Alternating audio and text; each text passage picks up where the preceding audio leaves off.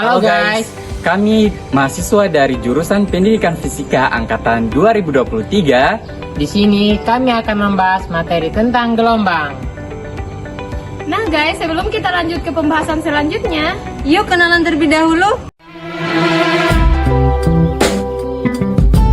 Yeah, yeah. Yeah, yeah, yeah. That's the way. Baik, di sini saya akan menjelaskan tentang pengertian gelombang. Apa sih itu gelombang? Nah, gelombang adalah osilasi yang merambat melalui medium tanpa disertai perambatannya bagian-bagian medium itu sendiri. Gelombang merupakan gangguan sifat fisik yang merambat melalui medium menurut waktu dan tempat, tetapi medium itu tidak mengalami perpindahan. Gelombang tali terjadi ketika salah satu ujung tali digerakkan naik turun. Getaran itu merambat sepanjang tali membentuk gelombang. Gelombang air adalah perpindahan energi melalui permukaan air yang menyebabkan partikel air bergerak naik turun dan sedikit maju mundur. Guys, selanjutnya kita perlu mengetahui karakteristik dari gelombang. Yang pertama yaitu amplitudo.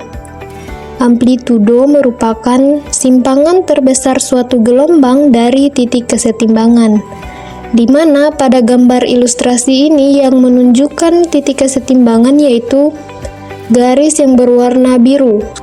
Amplitudo juga dapat menentukan seberapa besar energi yang dibawa oleh gelombang, yang dimana semakin besar amplitudo maka semakin besar pula energi yang dibawa oleh gelombang tersebut.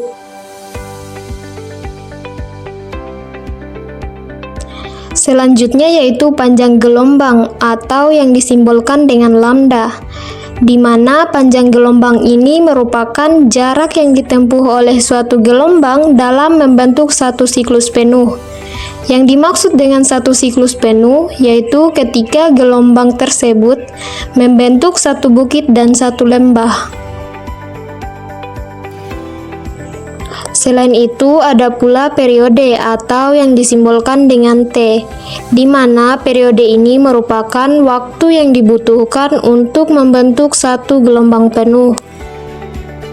Periode dapat dirumuskan dengan T sama dengan T kecil per N, yang dimana T merupakan periode, T kecil merupakan waktu, dan N merupakan jumlah gelombang yang terbentuk.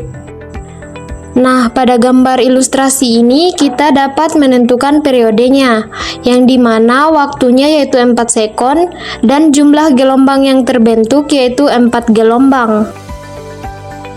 Selanjutnya kita substitusikan ke dalam rumus yaitu T sama dengan 4 per 4, sehingga diperoleh hasil T sama dengan 1 sekon. Jadi dapat disimpulkan bahwa untuk membentuk satu gelombang penuh, waktu yang dibutuhkan yaitu 1 sekon. Terakhir yaitu frekuensi atau yang disimbolkan dengan F. Frekuensi merupakan jumlah gelombang yang terbentuk dalam satu satuan waktu.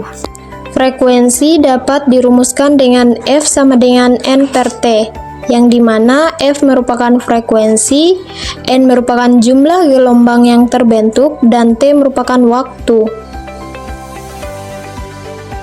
Nah, sama halnya dengan periode, pada gambar ilustrasi ini kita juga dapat menentukan frekuensinya, yang dimana dapat dilihat bahwa jumlah gelombang yang terbentuk yaitu 4 gelombang dengan waktu 2 sekon. Selanjutnya kita substitusi ke dalam rumus yaitu F sama dengan 4 per 2 sehingga menghasilkan F sama dengan 2 Hz. Jadi dapat disimpulkan bahwa setiap 1 menit jumlah gelombang yang terbentuk yaitu 2 gelombang. Nah, materi selanjutnya jenis-jenis gelombang. Gelombang sendiri terbagi menjadi 2, yaitu gelombang mekanik dan gelombang elektromagnetik. Apakah kalian pernah melihat gelombang pada permukaan air?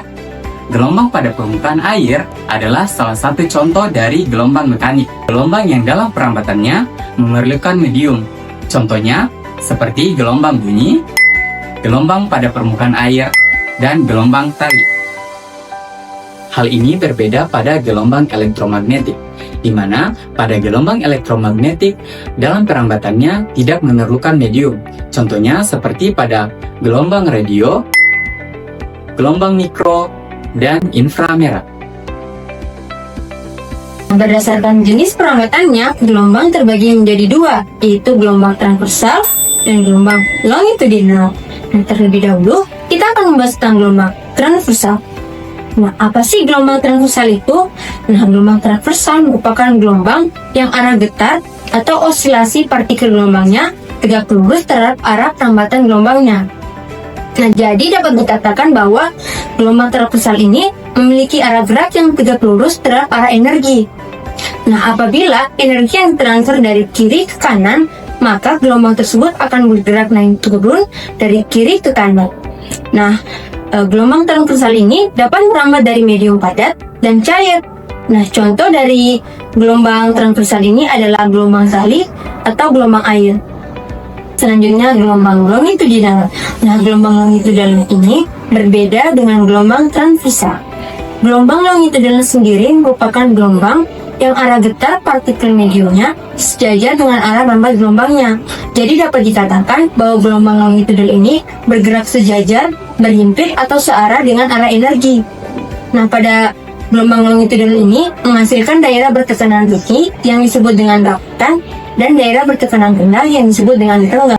Nah, contoh dari gelombang longitudinal itu adalah gelombang yaitu pegas selingki dan gelombang bunga. Nah, yang terakhir, sifat-sifat gelombang. Yang pertama, refleksi atau pemantulan merupakan peristiwa saat gelombang memantul kembali setelah mengenai permukaan suatu medium. Sudut datang gelombang sama dengan sudut pantulnya. Yang kedua, refraksi atau pembiasan merupakan pembelokan arah rambat gelombang ketika melewati batas dua medium dengan